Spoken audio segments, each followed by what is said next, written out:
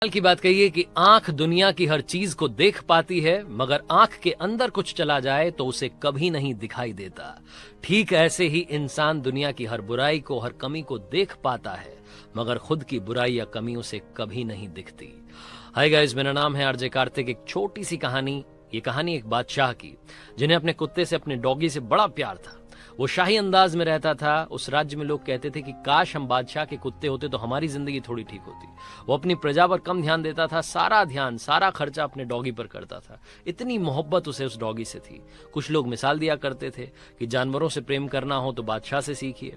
बादशाह जहां भी जाते थे, जिस भी मीटिंग में जाते थे, पॉलिटिकल मीटिंग हो या कहीं प्रजा के सामने मीटिंग हो, हर जगह पर अपने डॉगी को साथ में रखते थे। दरबार में भी वो बैठा करता था। एक बार उन्हें किसी दूसरे राज्य के राजा से मिलने के लिए जाना था। समुद्री रास्ता था। नाव में सवार हुए, और जब नाव में सवार हुए तो बादशाह के साथ में कुछ सैनिक थे, उनके कुछ मंत्री थे, और उनके अलावा कुछ पैसेंजर्स भी उस नाव में बैठे हुए थे। अब बादशाह जहां जाते थे वहीं पर वो डॉगी जाता था, तो डॉगी भी नाव में बैठा हुआ था। ये उस कुत्ते के लिए पहला सफर था जब वो समुद्री रास्ता तय कर रहा था, नाव में बैठा था। वो डॉगी बादशाह के साथ था। जैसे ही नाव रवाना हुई तो पानी में जब नाव चलती है तो जो हलचल होती है उसकी वजह से वो डॉगी अनकंफर्टेबल फील करने लगा। वो असहज महसूस कर रहा था, इधर से उधर उछाले मार रहा था, उछल कूद कर रहा था, इधर से उधर जा रहा था बार बार। तो जो बाकी पैसेंजर्स थे उनको भी डर लग रहा था। हर कोई डॉग के साथ में कंफर्टेबल नहीं होता, तो उनको लग रहा था कि कहां मतलब बादशाह अपने साथ में लेकर के आ गए। अब उस डॉग के उछल कूद करने की वजह से नाव में बड़ी चिंता हो रही थी कि कहीं नाव पलट ना जाए, कहीं कोई पैसेंजर पलट ना जाए, कहीं कोई दिक्कत ना हो जाए। हर कोई चाह रहा था कि काश ये बात बादशाह समझ लें, लेकिन बादशाह को शुरू शुरू में बड़ा अच्छा लग रहा था। वो बोल रहे थे, अरे वाह, हमारा डॉगी कितना प्यारा है, खेल कूद रहा है। थोड़ी देर के बाद में ये चीज उन्हें भी इरिटेट करने लगी। उन्हें लगने लगा कि कहीं कोई खतरा ना हो जाए, इस डॉग के बार बार उछलने कूदने की वजह से कहीं नाव ना पलट जाए।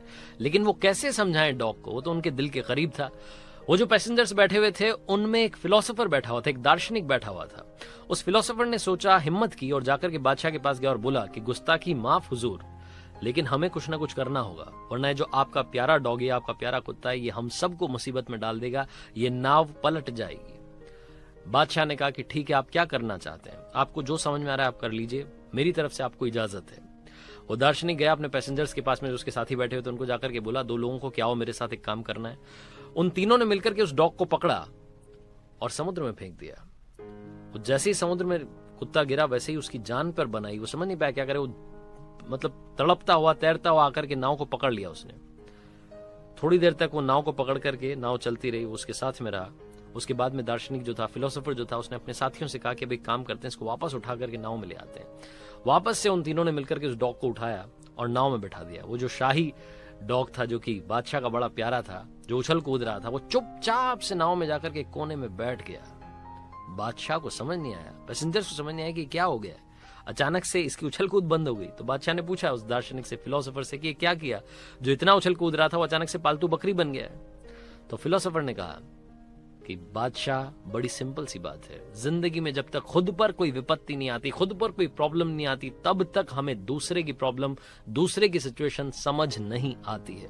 जब खुद की जान पर बनाती है तो हम दूसरे की सिचुएशन अपने आप समझ जाते हैं। सामने वाले की जिंदगी में क्या चल रहा है, किन वजहों से चल रहा है, आप और हम कुछ नहीं जानते। सामने वाले की जिंदगी पर कमेंट करने से पहले 10 बार, 12 बार सोचिएगा। ये कहना बड़ा आसान होता है कि लास्ट बॉल पर 6 लग सकता था, लेकिन मैदान में जाकर के उस गेंद का सामना करना, जो 150 किलोमीटर पर आवर की स्पीड से आती है, वो एक अलग कहानी होती है। तो इसलिए कोशिश कीजिएगा कि आप दूसरों पर कुछ कहने से बचें, अपनी सिचुएशन को, अपनी लाइफ को अच्छी करने की कोशिश करें। ये छोटी सी कहानी बस यही बात सिखाती है। और याद रखिए कि कमी देखनी है, बुराई देखनी है, तो सबसे पहले अपनी देखिए, उसे ठीक कीजिए, उसके बाद दुनिया के बारे में कुछ कहना शुरू कीजिए। आरजे कार्तिक जाते आते बस यही कहेगा, जो हर बार कहता है, कर दिखाओ कुछ ऐसा कि दुनिया करना चाहे आपके जैसा। हर सोमवार सुबह 9:30 बजे मेरे Instagram handle, Facebook page, YouTube channel पर देखिए एक नई कहानी।